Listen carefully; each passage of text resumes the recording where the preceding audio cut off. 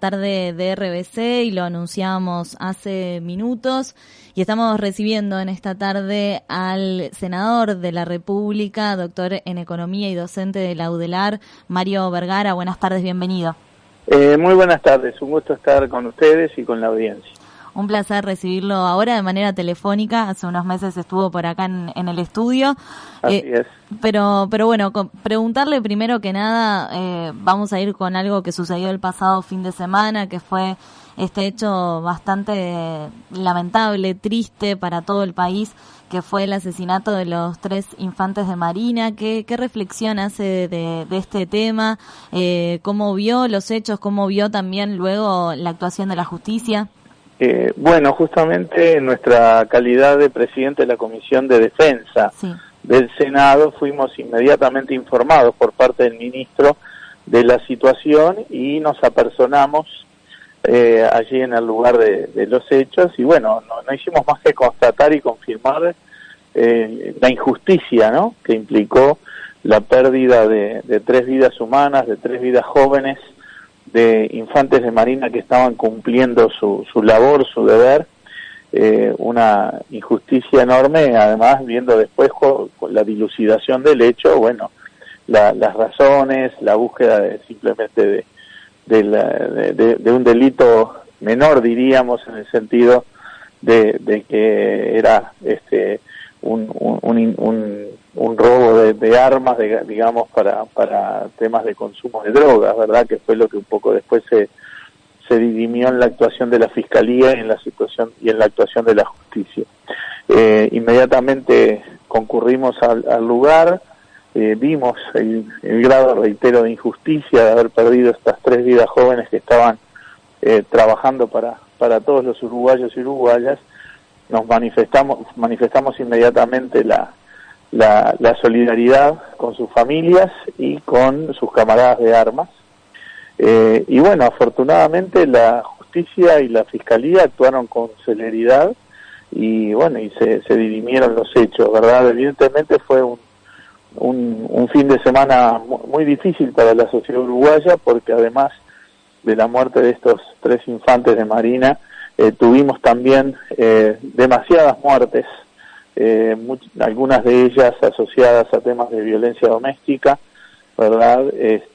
O de intentos de robo que lamentablemente entristecieron el fin de semana largo, digamos, de uruguayos y uruguayas. Una situación que, bueno, afortunadamente no confirmó sospechas de algunos que tenían que ver esto con temas de narcotráfico o de cuestiones que fueran más a la órbita institucional, sino que, bueno, se circunscribió el delito a lo que la justicia determinó y, bueno, afortunadamente la resolución del tema se hizo con mucha celeridad, una buena actuación de la Fiscalía y de la justicia.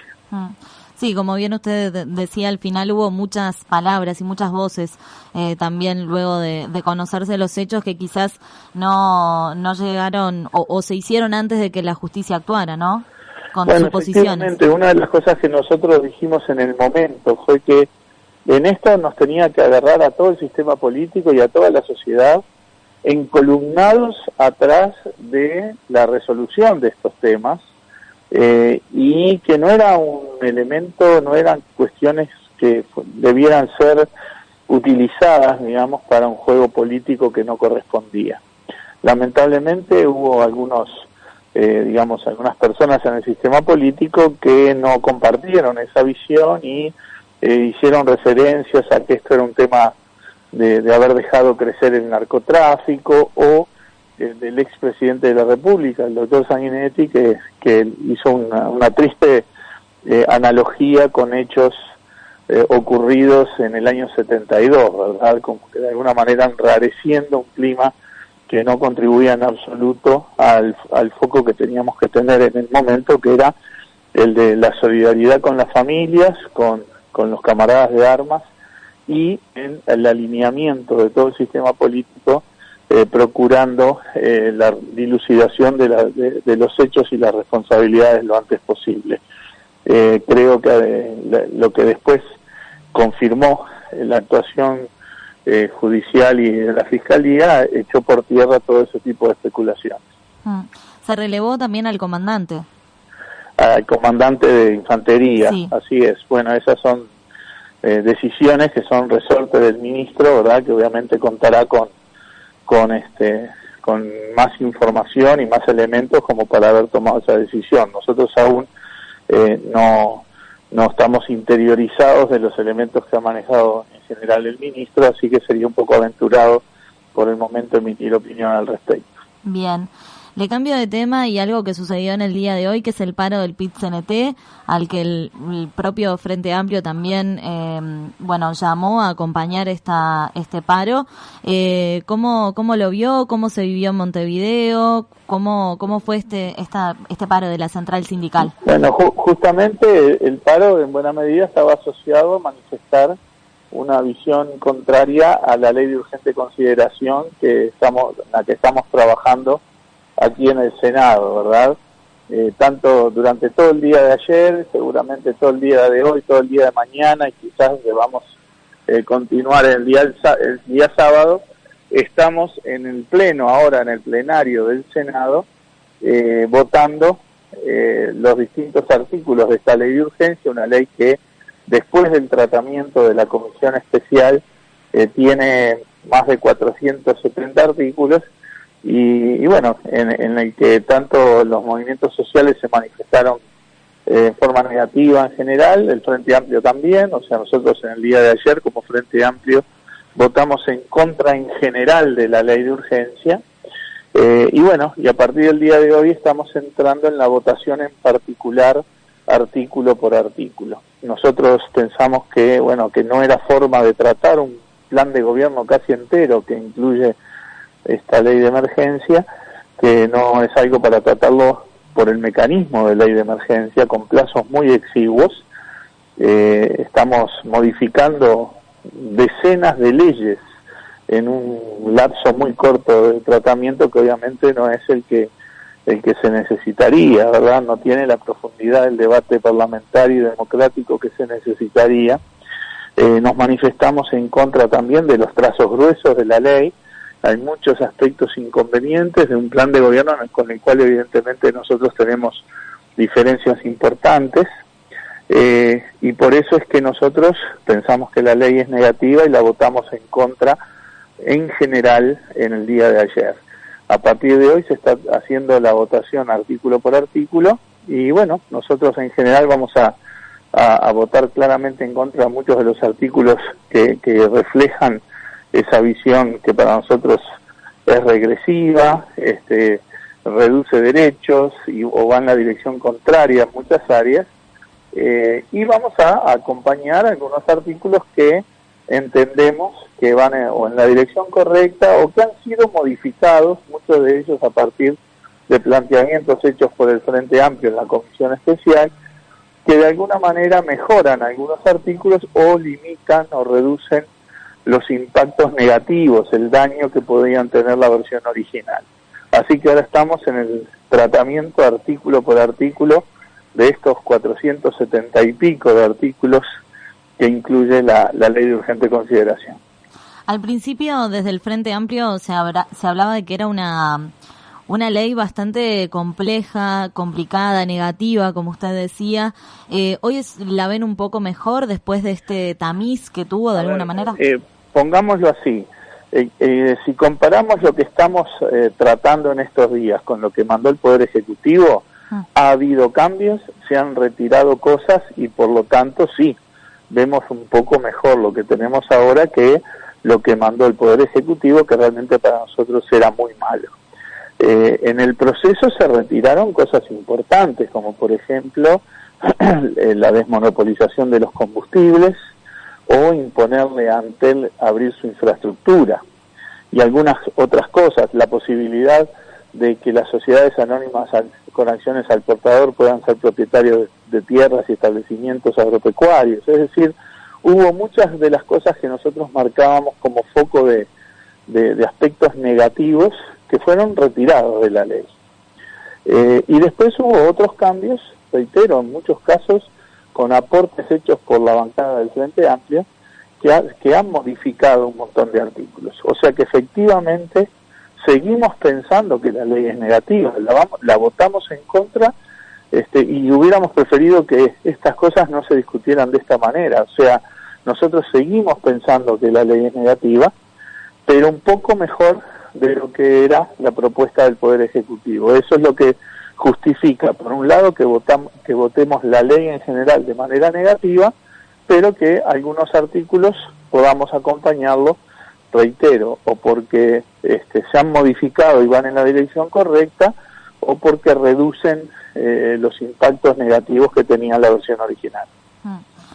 Hoy en el país sale el secretario de Presidencia, Álvaro Delgado, que dijo en sus declaraciones: me acostumbré a que el Frente Amplio funcionaba como un supermercados, donde había desde esponjas de aluminio hasta vinos chilenos. ¿Qué opinión tiene esta frase de Álvaro Delgado? Bueno, me parece una referencia muy desafortunada. No es la forma de relacionarse los partidos políticos en el país. No le hace honor a una relación respetuosa que históricamente tienen los partidos políticos. No le hace honor a el talante que ha tenido el Frente Amplio en su relacionamiento con el gobierno, tanto en el tema de la pandemia como en los temas de la ley de urgencia, en donde hemos sido muy abiertos y hemos acompañado un montón de aspectos. Y bueno, tener este tipo de referencias, yo en lo personal lo considero un atrevimiento, pero lo que importa es lo político, y lo político claramente con este tipo de declaraciones y formulaciones, flaco favor se hace a un relacionamiento saludable entre los partidos políticos del gobierno y de la oposición. No creo que la sociedad uruguaya vea con buenos ojos este tipo de provocaciones, porque si todos entráramos en ese talante y en ese tenor de declaraciones, imagínese que la capacidad de diálogo que debe tener el sistema político uruguayo y que históricamente ha tenido, bueno, definitivamente se va a deteriorar, y eso no le hace bien ni al gobierno ni a la sociedad uruguaya. Bien. Lo llevo para hablar un poco de economía. El director de la Oficina de Planeamiento y Presupuesto, Isaac Alfi, dijo que de acuerdo a los indicadores analizados se estima que ya pasó lo peor de lo que se refiere a la crisis económica que provocó el coronavirus. Esto lo dijo subrayado. ¿Usted está de acuerdo con estas palabras? ¿Cómo ve en este tema la crisis económica de nuestro país? Bueno, no sabemos en qué se basa el director del OPP para hacer ese tipo de afirmaciones, ¿verdad? Nosotros vivimos en un marco de mucha incertidumbre que se da a nivel global, que se da a nivel regional, que se da también acá en los negocios del Uruguay, ya sea en la economía nacional como en las relaciones con el exterior. O sea, tenemos un marco de incertidumbre muy grande aún, tanto en lo sanitario como en lo económico, en lo financiero, en lo comercial. Por lo tanto, nos parece un poco aventurado hacer ese tipo de afirmaciones. Realmente no conocemos, más allá de lo que pueda ser su intuición, que en ese sentido cada uno tiene el derecho de opinar lo que corresponda. No sabemos en qué basa el director del PP esa afirmación. Por lo tanto, creo que tenemos que ser más cautos en ese sentido, entender que las circunstancias económicas hoy en Uruguay están complicadas, y que ojalá tenga razón, pero realmente no conocemos las bases como para sostener esa afirmación. En el día de ayer se conocieron los datos de inflación en nuestro país, que fue de 0.57% en mayo y de 11.05% en los últimos 12 meses. También se habla de que no se registraba una cifra superior al 11% de inflación desde octubre del año 2003. ¿Cómo ve esta situación? Bueno, evidentemente es un elemento preocupante, ¿verdad? Como bien dice, la inflación más alta desde el año 2003. Y además se da en un marco complicado en el terreno económico y laboral. Está, digamos, ahora la necesidad de negociar, por ejemplo, rondas de consejos de salario, que hoy por hoy es muy difícil hacerlo justamente por el grado de incertidumbre que genera la situación de la pandemia, y el hecho de que no estén claros cuáles van a ser las pautas y los planteamientos para las adecuaciones salariales en el país, hacen que una inflación creciente genere perjuicios mayores. En la medida en que no se definan adecuadamente los ajustes salariales, una inflación cada vez más alta lo que hace es erosionar, deteriorar cada vez más el poder de compra de los trabajadores. Por lo tanto, creemos que hay que trabajar, digamos, que es muy preocupante la cifra, es preocupante también el talante que tuvieron algunos agentes de gobierno cuando, por ejemplo, hubo saltos en el tipo de cambio, y en vez de ver algunos de esos saltos inorgánicos, como cuando el dólar se fue a 47, 48 pesos de manera rápida, no lo vieron con preocupación, sino que hasta lo festejaron, ¿verdad? Por lo tanto, las señales que se dan desde el gobierno y desde el Ministerio de Economía, desde la OPP, desde el Banco Central, tienen que ser señales más consistentes con una preocupación real sobre los temas inflacionarios, porque en este marco de tanta incertidumbre, la comunicación y el manejo de las expectativas se transforma en un factor fundamental. Y realmente ya estar en una inflación que es la más alta de los últimos 17 años, genera preocupación y sobre todo, reitero, cuando no está sobre la mesa aún los planteamientos del gobierno con respecto a las negociaciones salariales.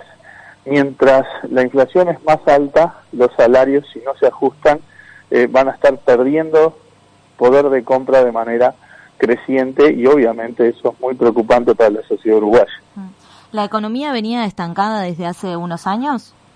No, yo no lo diría en esos términos. Basta ver los niveles de crecimiento de la economía. La economía uruguaya creció por 16, 17 años corridos, ¿verdad? Obviamente en los últimos años los crecimientos fueron mucho más reducidos que durante la década anterior, pero de ahí a hablar de estancamiento por años, realmente creo que es una cuestión equivocada.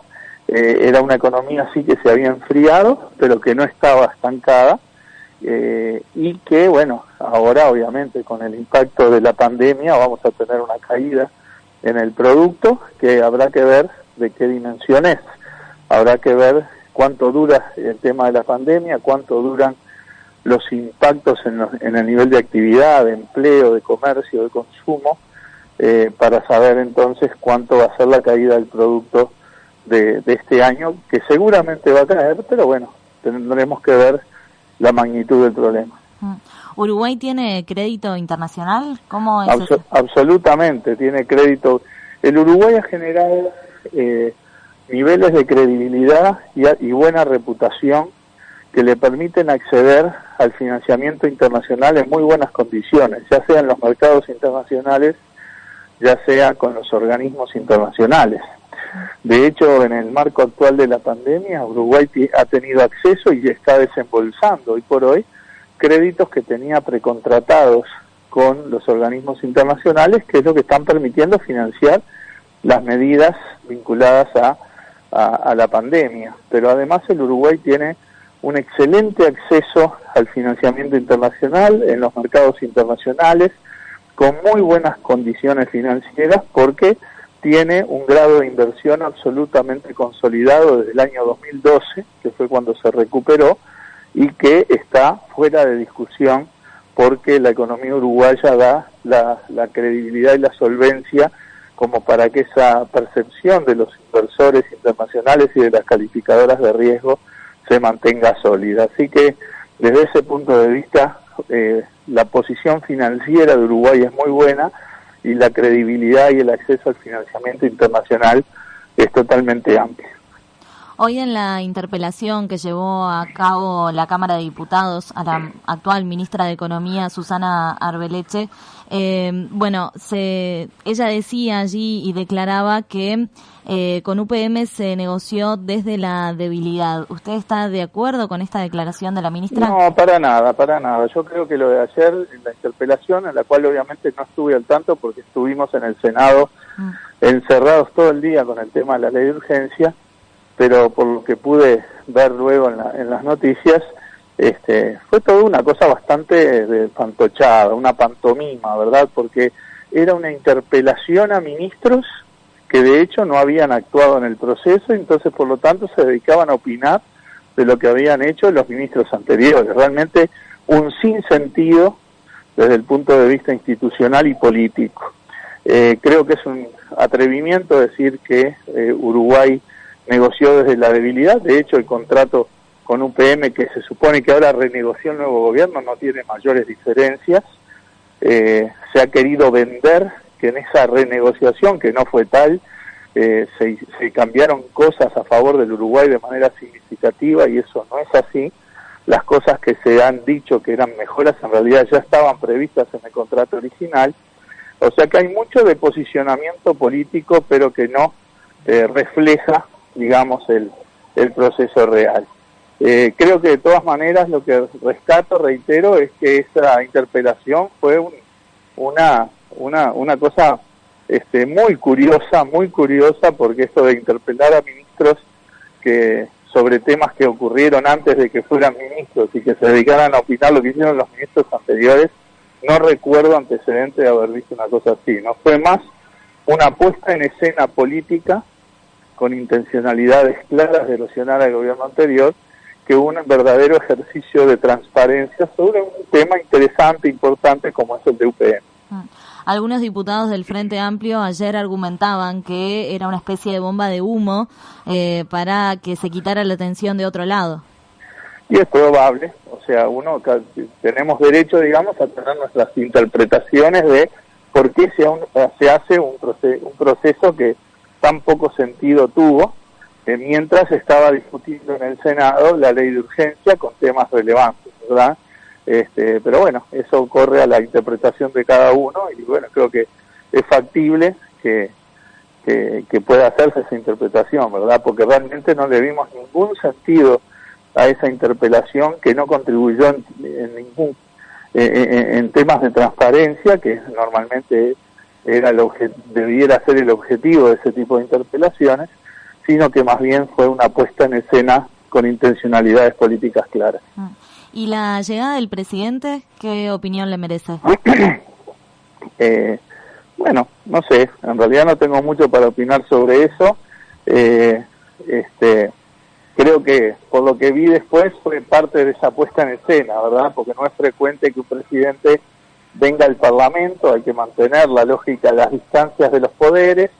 No está mal que se interese por lo que está sucediendo en el Parlamento, por supuesto. Ayer se estaba votando la ley de urgencia, que es una ley importante para el gobierno, y bueno, desde ese punto de vista no me genera mayor dificultad, pero tampoco magnificaría el significado de esa visita en el sentido institucional.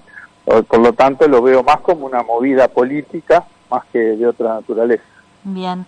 Senador, por último, el Frente Amplio, luego de 15 años en el gobierno, ¿se pudo acomodar desde el lado de la oposición? Y estamos en eso, ¿verdad? Yo creo que tanto al gobierno actual le cuesta a veces, y lo vemos aquí en la discusión parlamentaria, que a veces hasta todos nos equivocamos de cuando decimos gobierno y oposición y estamos razonando al revés. Al gobierno, ahora que fue oposición 15 años, está cambiando el chip, digamos, para ser gobierno, y también nos está pasando a nosotros como Frente Amplio, que estuvimos 15 años en el gobierno y ahora hay que cambiar el chip hacia la oposición. Pero lo que está claro es que el Frente Amplio ha definido que va a ser una oposición seria, una oposición responsable, que va a estar en contra de lo que difiere, porque tenemos obviamente posicionamientos político-ideológicos distantes con muchos planteos del gobierno, pero que la prioridad va a ser el bienestar de la gente, lo que es bueno para el Uruguay, y por lo tanto lo que tengamos que acompañar, lo acompañamos. Lo que está pasando con la ley de urgencia es una buena muestra de un Frente Amplio como oposición responsable, que marca las cosas con las que discrepa, con las que tiene distancia político-ideológica, pero también trabaja y acompaña cosas que entiende que pueden ser buenas para la sociedad uruguaya. Ese es el talante de oposición responsable que el Frente Amplio ha definido tener en esta etapa, y creo que muestra la maduración de la fuerza política. Obviamente no va a ser el mismo estilo de oposición que tuvo el Frente Amplio antes de haber estado 15 años en el gobierno, ¿verdad?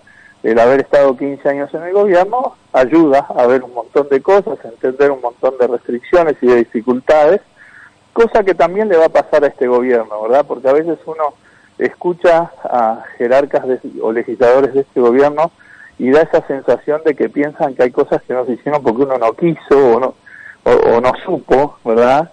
Y a veces se subestiman desde la oposición las dificultades para resolver los temas.